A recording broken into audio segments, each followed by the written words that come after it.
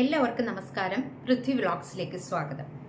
ഇന്ന് ഞാൻ വൈകുന്നേരം നമുക്ക് ചായയുടെ കൂടെ കഴിക്കാൻ പറ്റിയ ഒരു വിഭവമാണ് ഉണ്ടാക്കുന്നത്.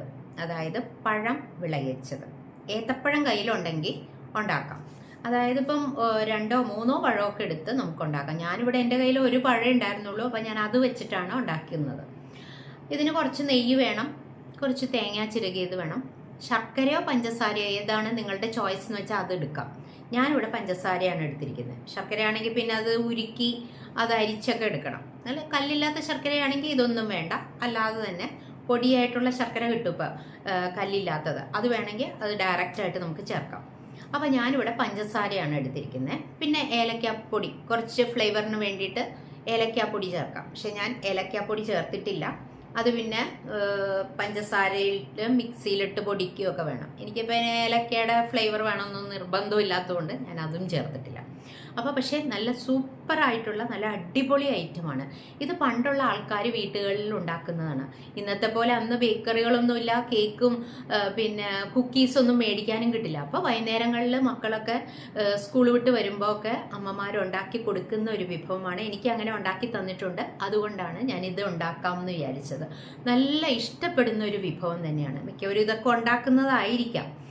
എങ്ങനെയായാലും നമുക്കതെങ്ങനെ ഉണ്ടാക്കുന്നതെന്ന് നോക്കാം. എൻ്റെ കയ്യിൽ ഇപ്പം നല്ല പോലെ പാകം വന്ന ഒരു പഴമാണ്. ഞാനൊരു കുറച്ച് ക്വാണ്ടിറ്റിയാണ് ഉണ്ടാക്കുന്നത്. അപ്പോൾ ഒരു പഴം വെച്ചിട്ടാണ് ഞാൻ ഉണ്ടാക്കുന്നത്. അപ്പോൾ അതെങ്ങനെയാണ് ഉണ്ടാക്കുന്നതെന്ന് കാണാം. പിന്നെ നിങ്ങൾ വീഡിയോ സ്കിപ്പ് ചെയ്യാതെ കാണണം, തൊട്ട് ആദ്യം തൊട്ട് അവസാനം വരെ കാണണം. എന്നിട്ട് നിങ്ങളുടെ അഭിപ്രായങ്ങൾ അറിയിക്കണം. നിങ്ങളുടെ ലൈക്കും ഷെയറും കമൻറ്റും ഒക്കെ എനിക്ക് വേണം. അപ്പോൾ നമുക്ക് വീഡിയോയിലേക്ക് പോകാൻ വരും.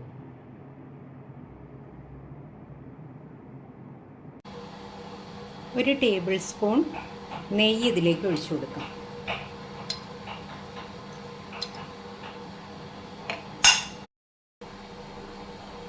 നെയ്യ് ചൂടായി വന്നിട്ടുണ്ട്. നമ്മുടെ കാഷ്യൂ നട്ട് കട്ട് ചെയ്തത് ഒരു 3 എണ്ണം ഞാൻ ചേർത്ത് കൊടുക്കുന്നു.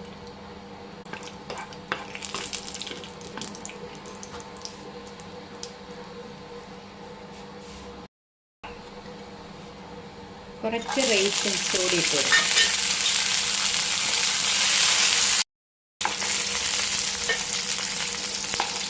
ഇത് മൂത്ത് വന്നിട്ടുണ്ട്. അപ്പോൾ നമുക്കൊരു പാത്രത്തിലേക്ക് മാറ്റി കൊടുക്കാം. അടുത്തായിട്ട് നമ്മൾ ഒരു ഏത്തപ്പഴം കട്ട് ചെയ്ത് 4ആയി പൊളിച്ച് കട്ട് ചെയ്ത് വെച്ചിട്ടുണ്ടായിരുന്നു.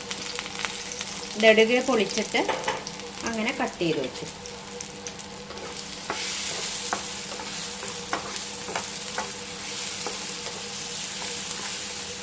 നെയ്യിലൊന്ന് വഴറ്റി കൊടുക്കാം. 2 മിനിറ്റ് വേണ്ടി വരും. ഇത് നല്ലപോലെ വഴണ്ട് വരണം.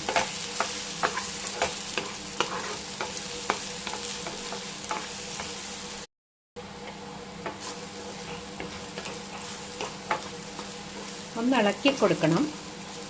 2 വശവും നല്ലപോലെ ഒന്ന് നെയ്യിൽ കിടന്നൊന്ന് സോഫ്റ്റായി വരണം.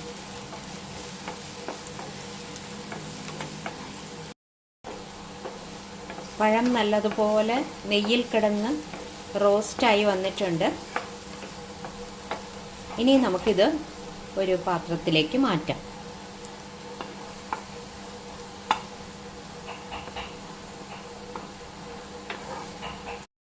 പഴം നമ്മൾ മറ്റൊരു പാത്രത്തിലേക്ക് മാറ്റി. ഇനി നമ്മളുടെ പാനിലേക്ക് നമ്മൾ കുറച്ച് തേങ്ങ ചിരകിയതാണ് ഇട്ട് കൊടുക്കാൻ പോകുന്നത്. ബാക്കി അതിന് ആ പാത്രത്തിനകത്തുള്ള നെയ്യ് മതി. ഒന്നിളക്കി കൊടുക്കണം.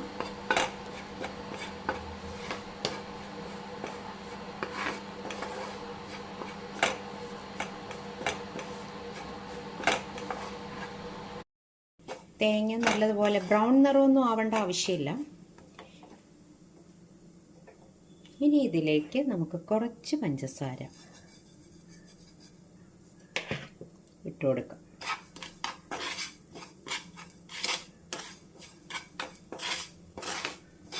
പഞ്ചസാരയൊക്കെ ഓരോരുത്തരുടെ ഇഷ്ടാനുസരണം ഇട്ട് കൊടുക്കാം. പിന്നെ വേണമെങ്കിൽ കുറച്ച് ഏലക്ക പൊടി കൂടി ചേർത്ത് കൊടുക്കാം. ഇനി നമുക്ക് നമ്മളിവിടെ റോസ്റ്റ് ചെയ്ത് വെച്ചിരിക്കുന്ന പഴം അതിലേക്ക് ഇട്ട് കൊടുക്കാം.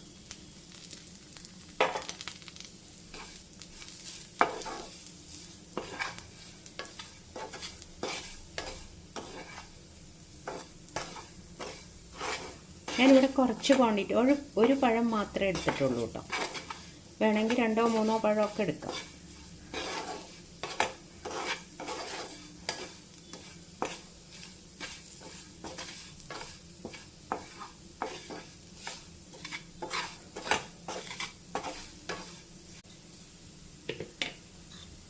ലാസ്റ്റ് നമുക്ക് നമ്മളിവിടെ വച്ചിരിക്കുന്ന റോസ്റ്റ് ചെയ്ത് വെച്ചിരിക്കുന്ന കാഷ്യൂ നട്ടും റീസിൻസും കൂടെ ചേർത്ത് കൊടുക്കാം.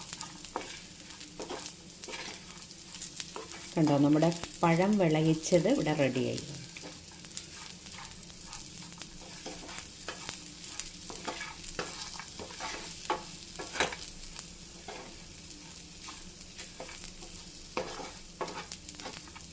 ഇത് വേണമെങ്കിൽ ശർക്കര വെച്ചും ചെയ്യാം. പഞ്ചസാര ചേർക്കുന്നതിന് പകരം ശർക്കര ചേർത്താലും മതി. ഫ്ലെയിം ഓഫ് ചെയ്ത് വയ്ക്കാം.